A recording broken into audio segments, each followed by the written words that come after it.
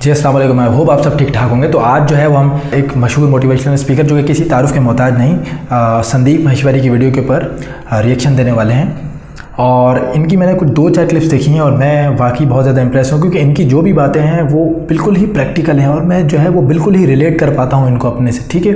और it is one of the few people that I am just impress very much, क्योंकि माशाल्लाह बहुत ही इनका अच्छा इंटेलेक्ट है। इनकी मैंने कुछ क्लिप्स देख रखी हैं पर्सनली और मुझे बहुत पसंद आई, मैंने बहुत कुछ सीखा है। आज इनकी एक वीडियो के ऊपर जो है वो मैं रिएक्शन देने वाला हूँ और वीडियो का नाम है 1 secret to stay motivated all the time, ठीक है। तो इस वीडियो में मैं रिएक्शन देने वाला हूँ एंड आई एम क्यूरियस कि इस वीडियो से भी मैं कुछ ना कुछ लर्न करूँगा। एक पर्पस तो मेरा ये है प्राइमरी, और सेकेंडरी ये है कि यार व्हाट आई थिंक, ठीक है।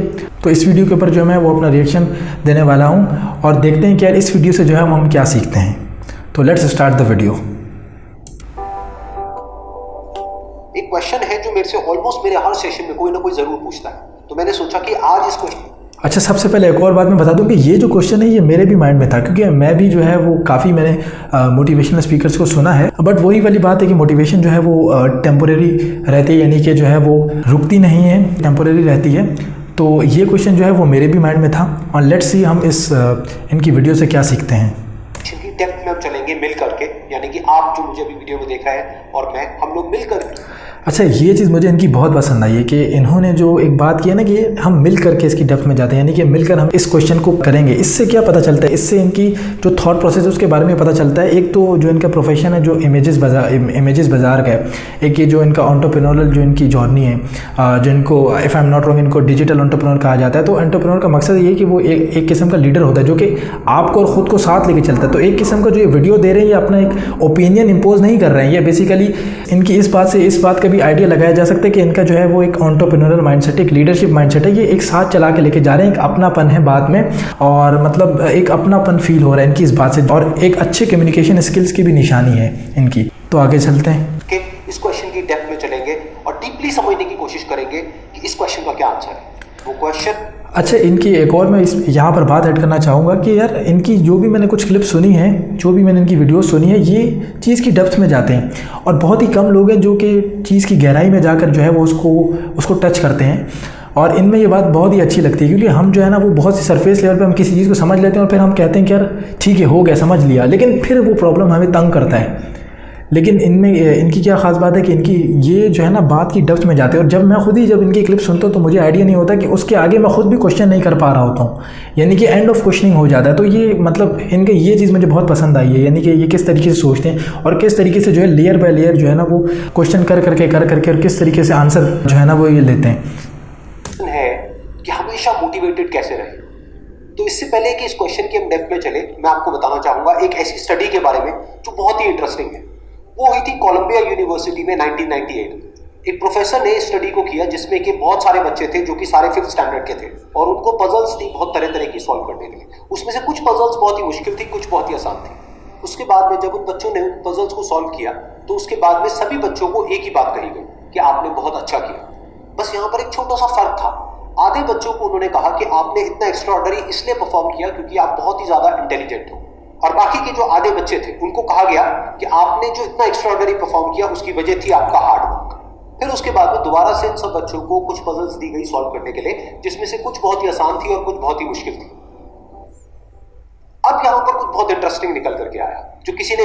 अच्छा, एक चीज़ मैं और बताना चाहूँगा आपको कि यार जब मैं इनकी बात सुनता हूँ ना तो I am just very curious कि यार अगला वर्ड क्या आने वाला है। मतलब पता चलता है इनकी बातों से कि ये फुली एनर्जेटिक है, फुली मोटिवेटेड है और मतलब कुछ देना चाहते हैं। मतलब जब ये बात करते हैं तो ऐसा लगता है कि यार एनर्जी फ्लोज आउट। कुछ लोग होते हैं एनर्जी सकर्स होते हैं, लेकिन जब इनकी हम बात सुने एनर्जी फ्लोज आउट, मतलब बहुत इंटरेस्टिंग इनका जो बात करने का अंदाज है वो भी मुझे बड़ा पसंद है कि बंदा क्यूरियस होता है कि यार नेक्स्ट वर्ड क्या आएगा। एक्सपेक्ट भी नहीं किया था। वो बच्चे जिनको कहा गया था कि आप बहुत इंटेलिजेंट हो, बहुत स्मार्ट हो, उनको जब वो पजल्स मिली तो उन्होंने क्या किया, जो मुश्किल पजल्स थी उसको छोड़ दिया, आसान पजल्स के ऊपर काम करना शुरू किया और उसमें भी कुछ देर बाद ही वो बच्चे बोर हो गए। दूसरी तरफ से वो बच्चे जिनको कहा गया था कि आपने इतना एक्स्ट्राऑर्डिनरी परफॉर्म इसलिए किया क्योंकि आपने हार्डवर्क किया, उन्होंने सिर्फ आसान पजल्स को अटेम्प्ट नहीं किया बल्कि मुश्किल से मुश्किल पजल्स को भी अटेम्प्ट किया और सॉल्व किया। फिर उसके बाद में जब ये पूरी स्टडी कंप्लीट हुई तो उन बच्चों से पूछा गया कि किसको ज्यादा मजा आया इसको करने में। तो वो बच्चे जिनको कहा गया था कि आप बहुत इंटेलिजेंट हो, उनको मजा नहीं आया, यानी कि वो मोटिवेटेड नहीं थे। और वो बच्चे जिनको कहा गया था कि जो भी आपने किया वो अपने हार्डवर्क की वजह से किया, उन्होंने ना सिर्फ अच्छा परफॉर्म किया बल्कि वो एंड तक मोटिवेटेड भी थे और उनको मजा भी आया। अब ये स्टडी जिसके बारे में मैंने अभी आप लोगों को बताया, ये इतनी इंटरेस्टिंग इसलिए है क्योंकि ये जिस तरीके से हम सोचते हैं हमारे थॉट पैटर्न को चैलेंज करती है। हम क्या सोचते हैं कि अगर हम पेरेंट्स हैं या हम टीचर्स हैं और अपने बच्चों को हम बोलेंगे कि आप बहुत इंटेलिजेंट हो, आप बहुत स्मार्ट हो, तो वो अच्छा परफॉर्म करेंगे। लेकिन इस स्टडी में एग्जैक्ट उसका ऑपोजिट निकल करके आया है। तो इनफैक्ट मैं भी यही सोच रहा था। इस स्टडी में जो फैक्ट्स रिवील हुए उसको समझने के लिए हमको एक कॉन्सेप्ट को समझना पड़ेगा, जिस कॉन्सेप्ट को कहा जाता है लोकस ऑफ कंट्रोल। हुआ क्या है कि जिन बच्चों को कहा गया कि आप बहुत ही स्मार्ट हो, बहुत ही इंटेलिजेंट हो, उनका जो लोकस ऑफ कंट्रोल था वो उनके अंदर नहीं था, उनके बाहर था। लोकस का मतलब है सेंटर ऑफ कंट्रोल, मतलब कि अगर वो स्मार्ट है, अगर वो इंटेलिजेंट है, तो इसमें उनका खुद का कोई रोल नहीं है, वो उनके कंट्रोल से बाहर है। दूसरी तरफ से जिन बच्चों को कहा गया कि जो भी आपने अचीव किया वो अपने हार्डवर्क की वजह से अचीव किया, उनका जो लोकस ऑफ कंट्रोल था वो उनके अंदर था, यानी कि हार्डवर्क पूरी तरह से उनके खुद के हाथ में था। क्या अब उनके ऊपर है कि वो कितना हार्डवर्क करते हैं। और ये सिर्फ इस स्टडी में निकल करके नहीं आया है, इस तरह की और भी बहुत सारी स्टडीज हुई है, बहुत सारी रिसर्च। तो ये चीज़ थी। अच्छा, मुझे इनकी एक और बात जो कि मैं बताना भूल गया, जो कि मुझे अभी समझ आई, कि इन्होंने अपनी बात को समझाने के लिए एक बहुत अच्छा जो है ना एक रेफरेंस दिया, जो कि इनकी बहुत अच्छी बात है कि ये जो भी बात करते हैं मतलब ये फैक्ट्स को कभी नहीं छोड़ते हैं, ये फैक्ट्स, फिगर्स, स्टैट्स इसको नहीं छोड़ते हैं। तो जब इन्होंने इसका रेफरेंस दिया तो ये बात मुझे बड़ी पसंद आई और मैंने जाकर पर्सनली इसको वेरीफाई भी किया, ठीक है ना।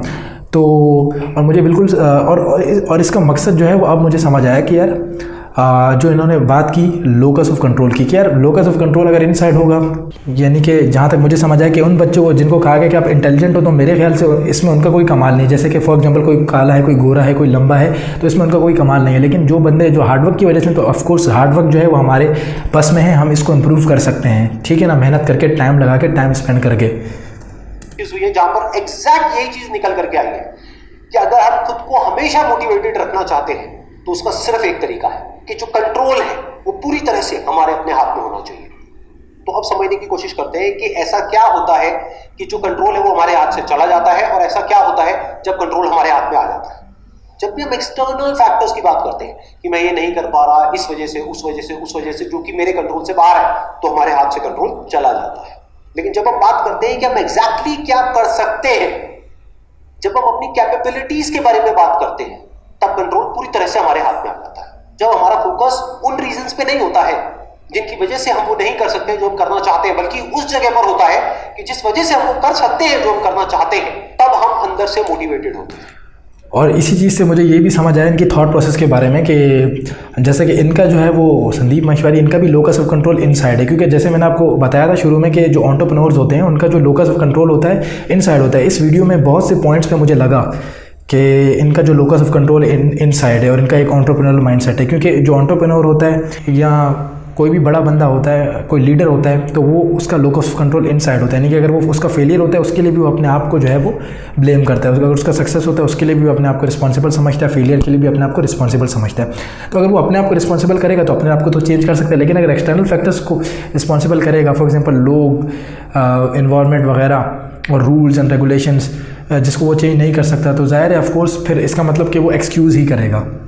तो इस वीडियो के अंदर ना 2-3 जगह पे मुझे समझ आ गया कि इनका जो है वो एक बेसिकली एक इनसाइड है इनका लोकस ऑफ कंट्रोल।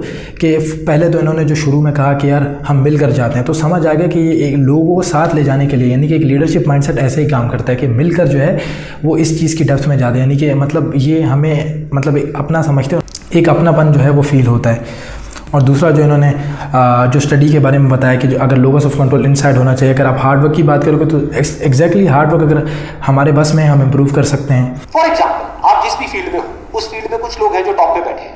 आपके पास में 2 ऑप्शन है। एक, आप बोल सकते हो कि वो लोग, उनके अंदर कुछ स्पेशल है, उनके अंदर कुछ एक्स्ट्राऑर्डिनरी है, उनके अंदर कोई ऐसा टैलेंट है जो आपके अंदर नहीं है, या फिर उनकी किस्मत है जिसकी वजह से वो एग्जैक्टली ये बेसिकली एक एक्सक्यूज माइंडसेट है कि उनके पास है, मेरे पास नहीं है, वो वहां पर बैठे हैं।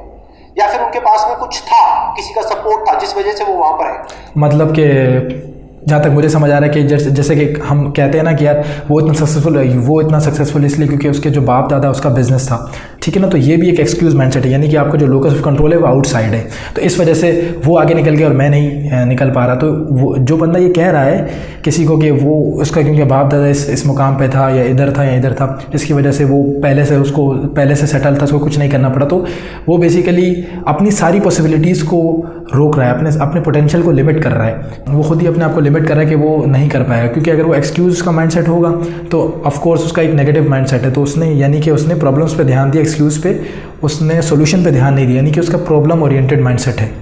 अगर इसमें से ऐसा आपने कुछ भी बोला तो आप फंस गए। अब आप मोटिवेटेड नहीं रह सकते उस काम को करने के लिए जो आप काम कर रहे हो, क्योंकि अब कंट्रोल आपके हाथ से बाहर है। क्योंकि अब अगर आपके पास में वो है ही नहीं जो उनके पास में है, तो अब आप वो कैसे बन सकते हो जो कि वो बन चुके हैं। एग्जैक्टली, बहुत अच्छा पॉइंट था। लेकिन अगर आप ये बोलते हो कि जिस भी फील्ड में आपको, उस फील्ड में जो भी टॉप पे बैठे हैं वो वहां पर है अपने हार्डवर्क की वजह से, अपने स्मार्ट वर्क की वजह से, या जो कुछ भी उन्होंने किया, जो कुछ भी उन्होंने सीखा उसकी वजह से, तो अगर वो कर सकते हैं तो मैं भी कर सकता हूँ।